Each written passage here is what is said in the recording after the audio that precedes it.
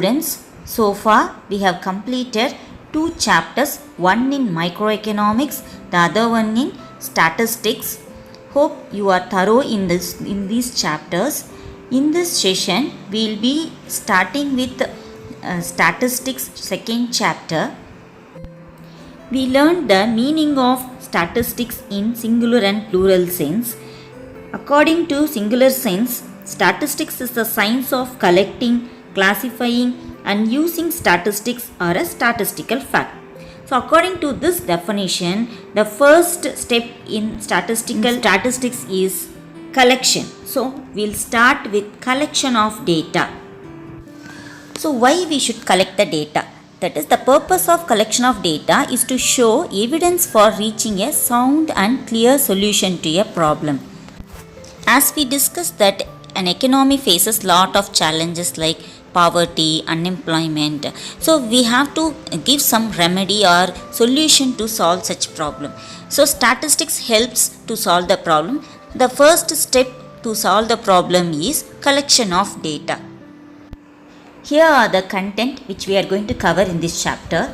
We should know about the key terms used in collection of data, sources of data, that is from where we collect the data, then survey. So what are the types of survey? That is census or complete enumeration. So these details we will be learning in detail in this session.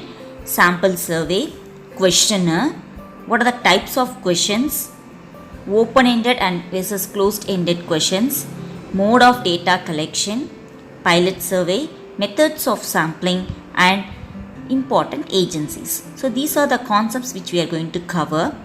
We can split the lesson into 3 sessions so that you can understand better. The first key term used to collect the data is variable. So you have already learned in mathematics what is variable. The value may change. Okay. So here they have given example: production of food grains per annum, temperature of a city, etc. You have plenty of examples for variable. So they are usually represented using the alphabets like A, B, C or X, Y, Z. So these are the variables. Okay. So any data when we are collecting, so we should represent the data using variables. The next key term is observation. So what is observation? Each value of a variable is an observation. For example, we can take x years and y variable as food production in India. Here we can represent using a tabular column. So for different years, what are the food production in India? And y represents in each year what is the food production. So we can observe the data easily for different years what are the food production. So this is called observation. Next one is statistical investigation. So investigation, you would have heard police investigates the culprit. So here what is statistical investigation? It means search of information conducted by using statistical methods. So if there is any economic problem, we have to go and investigate. So who is the sufferer? So that is called statistical investigation. We must know or decide who must be investigated. So from where we can collect the data. So these information must be gathered. So through statistical investigation, this information can be gathered. Here are few other key terms which will usually confuse us. Okay, so you have to be very careful in all these terms. The first one is investigator. So who is an investigator? The person who conducts statistical investigation is called investigator. In this picture you can see a person noting down the responses. He is called the investigator. The next one is enumerator. A person who helps investigator in the collection of data. So for example, if the investigator brings in one person for helping him, that person is called enumerator. Next one is respondent. Who is a respondent? Means the person who answers, that is whom statistical information is collected is called respondent. In this picture you can see a person answering the investigator. So he is called respondent. And the last one is statistical unit. The items on which measurements are taken, for example weight in kg. Okay, whatever the data collected, we have to represent using some unit. So that is called statistical unit. The next term used in statistics is population or universe. So here population does not represent the number of birds. So it is not the meaning of normal population in statistics. Here we mean totality of the items under study. Okay, so what are the samples we are taking? So all together we are naming it as population. Whom are the person you are collecting the data. So those persons are said to be population. The next is very important term used in statistics, sample. So what is sample? It refers to a group or section of the population from which information is to be obtained.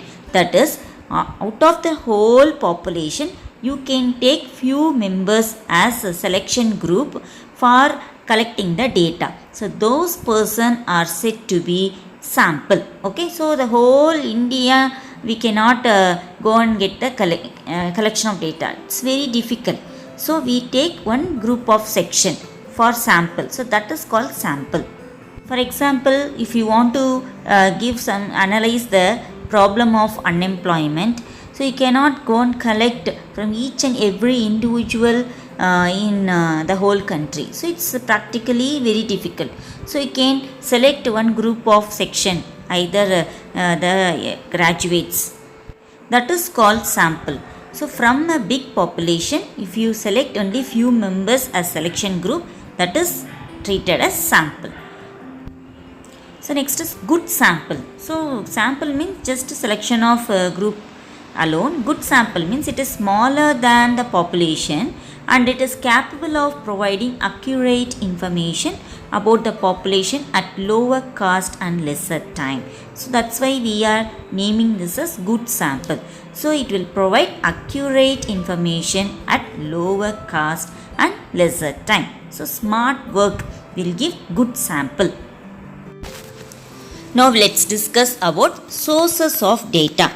So statistical data can be obtained from two sources, namely primary data and secondary data. This is very important. You will be asked in objective questions. So what is primary data? When the enumerator collect the data by conducting an inquiry or an investigation, that data is called primary data. So we normally say primary data are first hand information. That is, when you go collect data in person, those data are said to be primary data. For example, you students wanted to know or collect some information about the favorite actor of your classmates. Okay, so you can go to each class and find out the favorite actor. So since you are going in person and collecting the data, this is said to be primary data. So here they have given example. You will have to inquire from a large number of school students by asking questions from them to collect the desired information. So this is called primary data. The next one is secondary data. So what is secondary data? So if the data have been collected and processed by some other agency, they are called secondary data. So they can be obtained from published sources. So published sources means through government reports, documents, newspapers, books. So these are the examples for secondary data, even websites. So from these sources we can collect the secondary data. So some other agency already they would have collected that. If we use, then it is said to be secondary data. So to repeat again, primary data means first hand information because you are collecting by yourself. So it is primary data. Whereas secondary data, it is second hand information since it is collected by some agencies. So these are the difference between primary and secondary data. So here you will get 3 mark or 4 mark question from this. Now we are going to see how to collect the data. So there are different ways of collecting data. Suppose if a manufacturer wanted to decide about a product, so he may conduct a survey by asking questions. So the purpose of survey may be to describe the characteristic like price, quality, usefulness, etc. So the main purpose of survey is to collect data. Okay, so why do we do survey? Only for collecting the data. In short, survey is a method of gathering information from individuals. There are two methods of survey, namely census survey and sample survey. So let's discuss everything in detail now. Before learning about census and sample surveys, first let's see the most common type of instrument used in surveys for collecting primary data is questionnaire. What is questionnaire? So questionnaire will have number of questions that investigator wanted to survey by the respondent. Preparing questionnaire is very important for a surveyor for investigating. Okay, so we have to keep some points while preparing the questionnaire. Let's see what are the important points we have to keep in mind. The questionnaire should not be too long. So the number of questions should be as minimum as possible.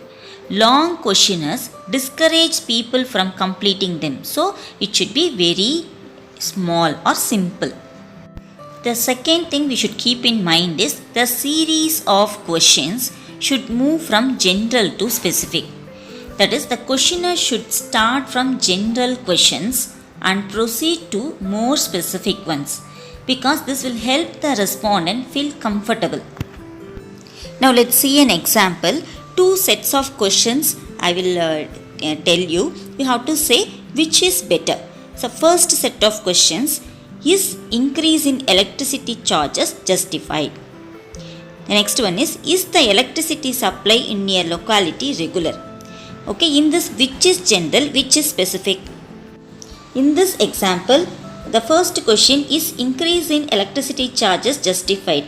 So this is something specific. Whereas is the electricity supply in your locality regular? This is general. So actually the question should start from general to specific. So the second question should be first and first question should be asked next. So this is the good question. Okay. So the series of questions should move from general to specific. The next thing we should keep in mind is the question should be precise and clear. So now I will give you the poor type of question and good type of question.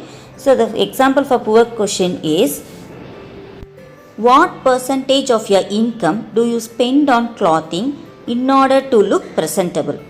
Here this is very long and it is not precise to understand. So this is not a good question. A good question must be, what percentage of your income do you spend on clothing?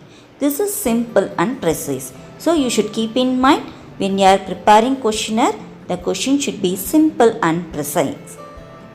The next one is the question should not be ambiguous. Ambiguous means like open-ended questions. So they should be enabled to respond to answer very quickly, correctly and clearly. For example, here is a question. Do you spend a lot of money on books in a month? So this is open type of question where they can write 4 or 5 sentences. So the question should not be framed in such a way. Instead, how this question can be asked means, how much do you spend on books in a month? You can give the options, less than rupees 500, between 500 and 800, between 800 and 1000, more than 1000. Like that, we can give them option to select. So this is the good type of question. The question should not use double negatives.